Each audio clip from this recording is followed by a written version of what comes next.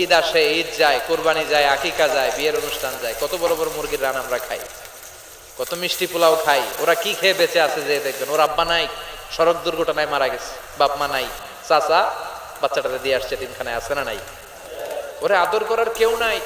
এতিমরা যে সমাজে কি সুবিধা বঞ্চিত, এটা এতিম ছাড়া কেউ টের পাবে?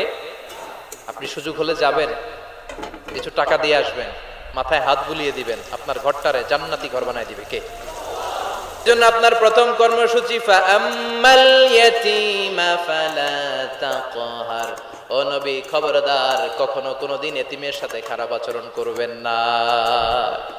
বিশ্বনবীরে বলার মাধ্যমে আমাদের সবাইকে আল্লাহ শিখালেন, খবরদার, ওয়া আম্মাল ইয়াতীমা ফালা তাকহার। এতিমকে তুচ্ছ জ্ঞান করো না। এতিমরে এতিম বানালো কে?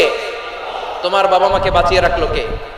তুমিও সমাজের এতিম হিসেবে বেড়ে উঠতে পারতা। চিৎকার করে বলেন ঠিক কিনা? বিষ্ণু বলতেন, আনা ওয়া কাফিলুল ইয়াতীমি কাহাতাইন, এই দুই